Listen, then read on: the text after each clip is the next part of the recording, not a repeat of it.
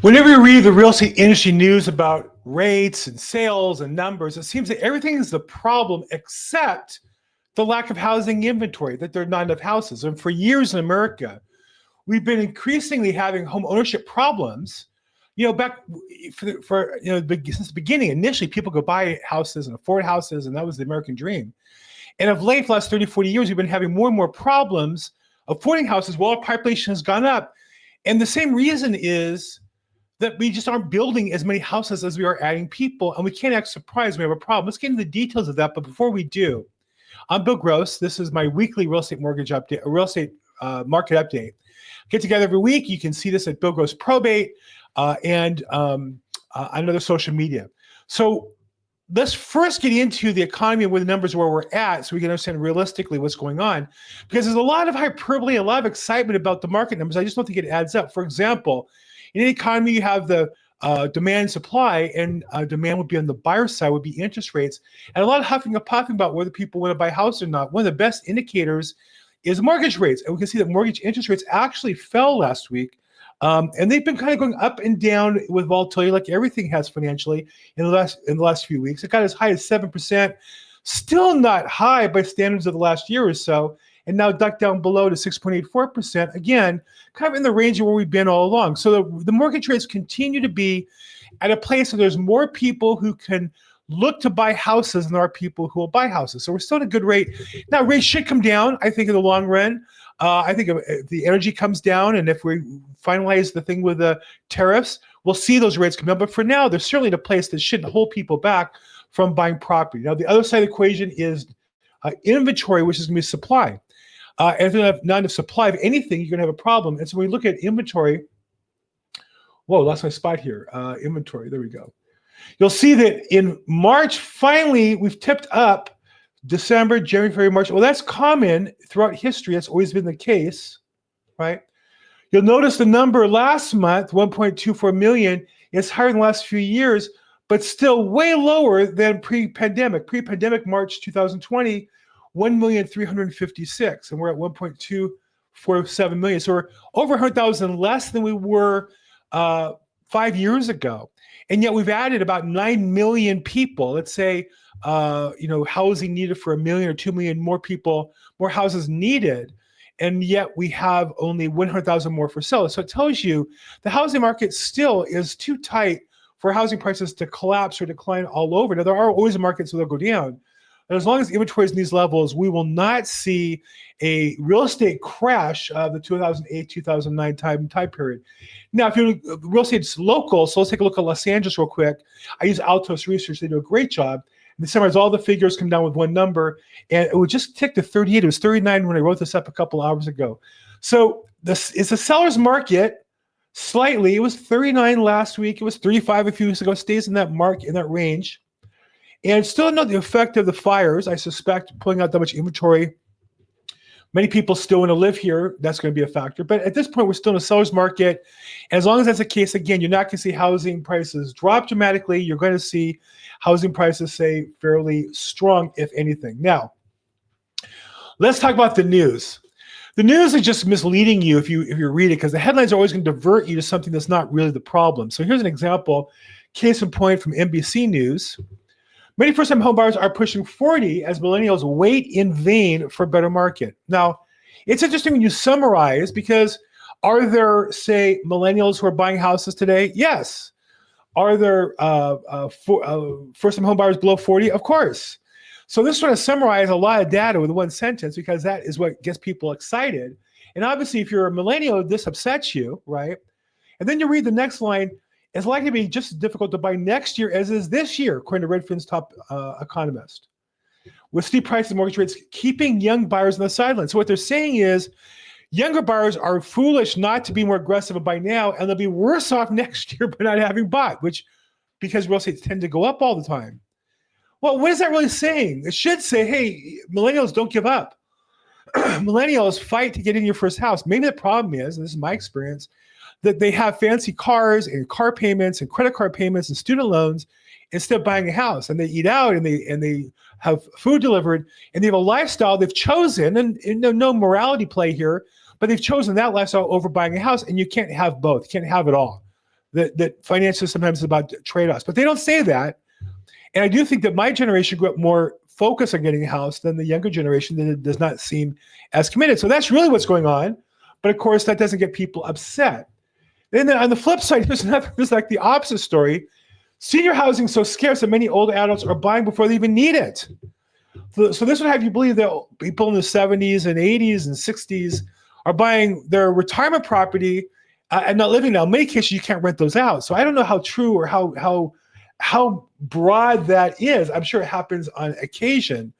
But what is true is there are many seniors looking to age in place. I'm an example of that.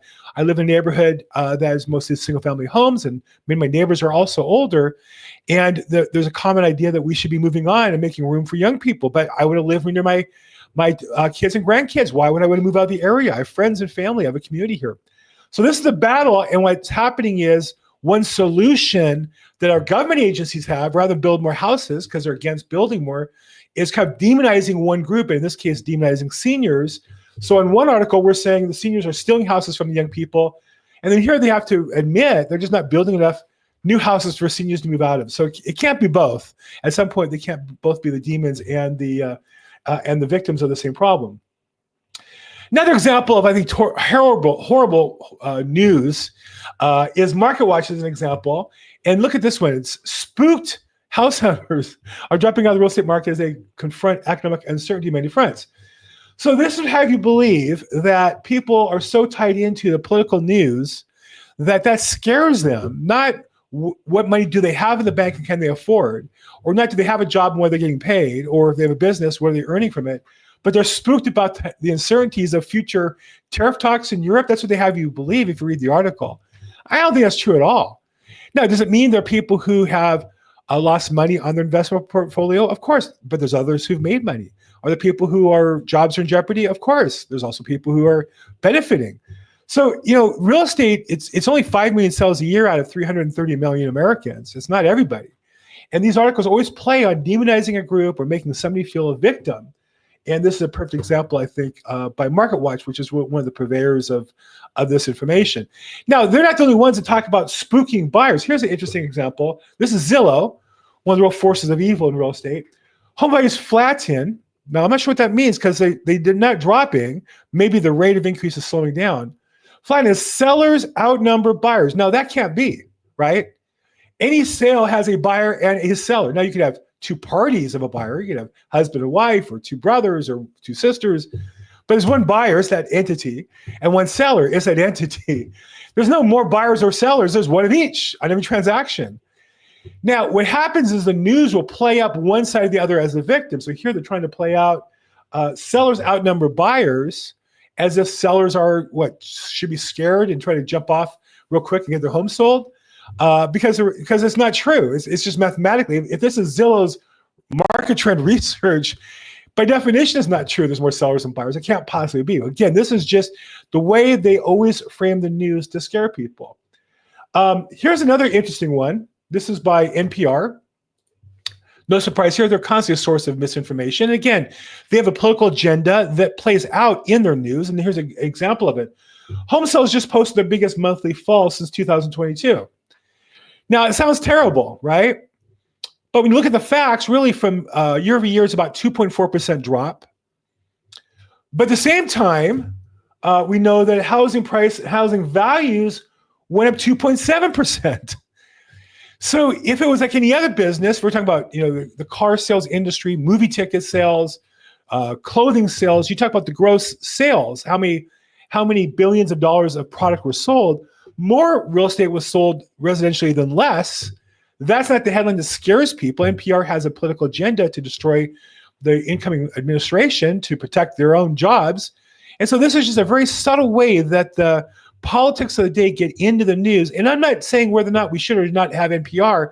I'm just saying that article is misleading.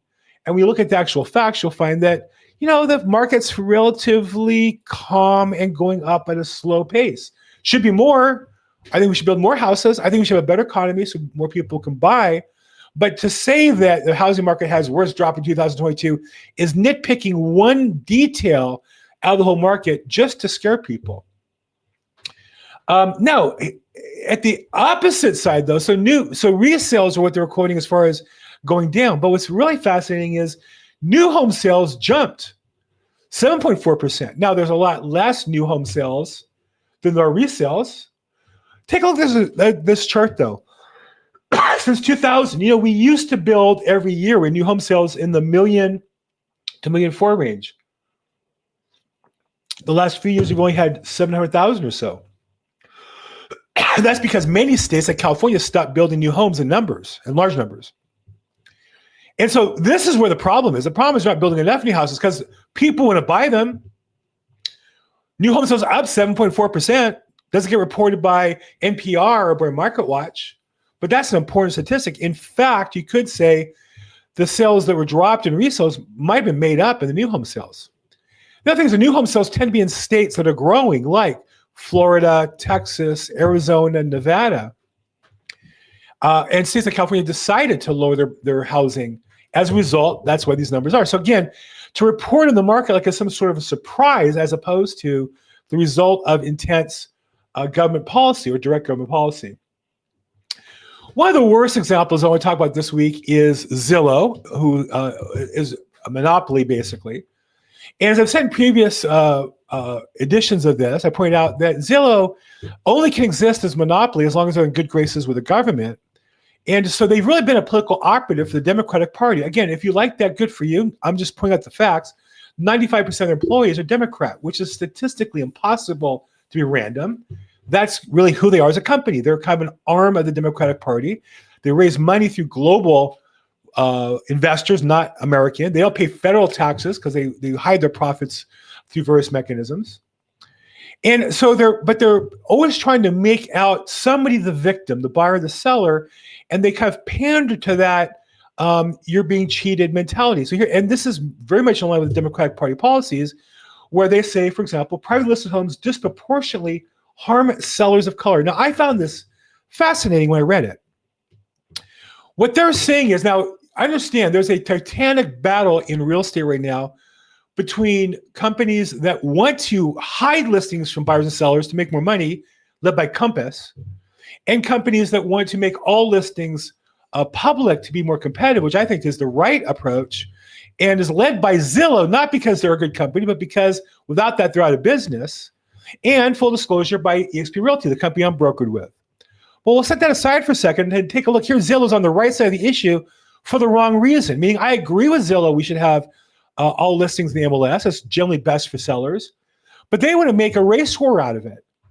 And they actually would have you believe that, and look at this, home sellers in communities of color not may lose, not could lose, not theoretically, no, lose $6,000 on average when selling off the MLS. That's a fascinating statistic they claim in their research, right? And you scroll down, and I was really fascinated to read this, and a couple of things kind of jumped off the page. There's a lot to it, and I actually went to the actual report. This is not the actual report. Okay, I'm sorry, I got the wrong spot here. Here's the report. Let's look at it. There you go. Okay.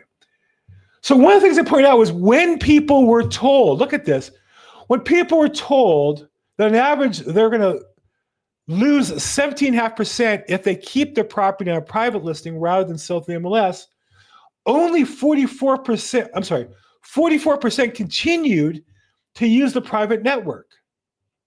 Only 56% say, I don't want to lose 17%. Now think about that. You have a house for $300,000.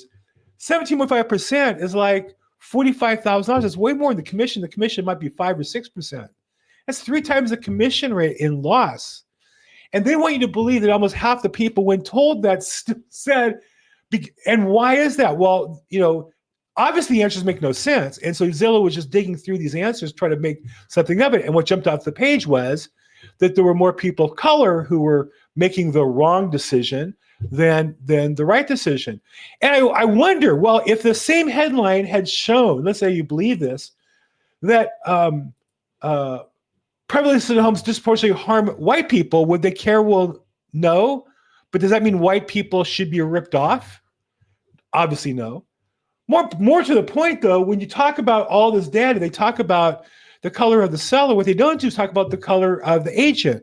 My guess is disproportionately, people who are African-American choose disproportionately more African-American realtors. People who are Hispanic disproportionately choose more Hispanic realtors. That's the way life is. People tend to choose people more like them in their own communities, in their own neighborhoods, and they're more like them for a variety of reasons. I'm not saying it's good or bad. That's the reality. What Zillow didn't ask anybody, or make the data available here at least, was what was the makeup of the agents that were preferring private over not private listings, in their mind ripping off their customers. And so I will say, normally a real survey puts a link to all the methodology. I'm a statistician, so I actually like to tear these things apart. And they don't. They give this lame disclaimer at the end that they claim they did an online survey of 2,000 people online, of which 1,200 had sold a home. Only 1,200 even sold a home. And they say it's for 2.5% percentage points with a 95% confidence level. What a bunch of nonsense. All that means is all those people who answered, it doesn't necessarily mean they have the right answers. It doesn't mean they represent the entire United States. It means they represent those that answered the question online. And so I did ask them, it says that if you want a copy of it, you can ask for it via email, and I have. I doubt they'll send it to me. But the point is, this survey is just nonsense. This got Zillow, the talking point they wanted. What they want to say is that people of color should be scared not to use Zillow, and that Zillow is there to save them. That's really the bottom line. That's their approach. That's their marketing strategy. And I just reject it, even though I agree with their tactic that almost all listings should go on the MLS for maximum exposure and the best results. I agree with what Zillow is advocating. I find it disgusting for them to race bait to make the point. Why not use the real information, the real data, the real facts? Why not explain what's best for your customers rather than make a race war out of it? The whole thing is just, to me, disgusting. Speaking of subtle politics, again, I'm not here to advertise one way or the other on the politics. I just want to point out politics permeates our industries. Redfin, the other now monopoly bought by Rocket recently, that also pays no federal income taxes because they're a globalist, venture capital company. They report that housing prices are falling in 11 of the 50 most populous metros. The most in 18 months. Okay, so a couple of things jump off the page here. One is, okay, well, if they're falling in 11 and they're rising in 12, and they're even the rest, is that good, bad, or indifferent? Or if they're dropping in 11 and rising in 20, is that good, better, if we don't know, because that's not what they're going to talk about. But more importantly, one of the things that's very subtle here is Redfin, again, another company like Zillow, where 95% or more of the employees are Democrats, where their whole existence is to be a monopoly and has been to be politically aligned with the Democratic Party. I'm not sure how that changes now, but that's been their policy up until now. And that's why, like Zillow, they're constantly race baiting and victimizing different groups, using that strategy as a way to get people riled up and upset and on their side. In this case, they're making it as though that Americans should only care about the largest 50 metros. And a couple of things are true about the largest 50 metros in America. Number one, only 25% of Americans live in the largest 50 metropolitan areas. 75% live in smaller areas. 75%. So what that's the equivalent of saying is, if there was a policy that was bad for Los Angeles and San Francisco, let's say, or Los Angeles and San Diego, maybe and San Francisco, but was good for all the rest of California, would that be a good policy or bad? Well, according to Redfin, that would be bad, right? Because they're saying 11 of the 50 what matter. Well, the reality is all Americans matter. Why are they only looking at this group? And the answer is, again, politically, this is what the Democratic power base is. Politically, Redfin, like Zillow, is only located in these areas. They're located in big cities. That's where their employees work, and they cater to. And so they have this tunnel vision, and that's why Redfin and Zillow are constantly pushing, climate change issues and racial issues and mass transit issues. Those are issues that are very important to people who live in the cities. People live in smaller cities or in rural areas or suburban areas aren't as concerned about that as they are taking care of their families. And this is a subtle example where they would have you look at this and go, oh, wow, that's terrible. Housing prices dropping in these metros. I live in Los Angeles. Would it be bad if housing prices went down in Los Angeles, but they went up everywhere else in California? I don't know. That might not be a bad thing. I mean, LA is really poorly run. I'm going to get to the latest example on that. And so when you look at the top, I did this. I went to my artificial intelligence machine of choice and pulled up the top 50 metros in Los Angeles, in the United States. and who the mayor was and what party, you'll find only 8 of them are Republican. The vast majority are Democrat. One exception is Oakland, where the Democrat was so bad they were removed. Another exception is New York, where the Democrat is under attack by his own Democrats, so he's pretending not to be, he's independent. But I think any way you slice it, about 3 or 4 are independent and about 40 are Democrat. And so what this means is that you're seeing Redfin kind of saying, isn't it bad what's happening to our cities that we control? And the answer is, well, maybe you should be reading those articles independently in your city and do things like make your cities more habitable, build more housing, build more houses people want instead of housing people don't want. And where I live in LA, there's virtually no housing is not this being built is not for low income people, but for moderate income people, people have jobs and want to raise a family. There's nothing being built, so the prices keep going up. Another example, here is an interesting story that came up recently. The dirtiest cities in America, if you want to know what's going on in Los Angeles. And we're not number 1 yet, we're moving there. Los Angeles is number 4 in the number of complaints about trash per 100,000 residents. We're trailing Baltimore and Sacramento and Charlotte. I never thought Charlotte was such a dirty city. And we're ahead of Memphis, which I guess is good because Memphis is a pretty bad city in the downtown area.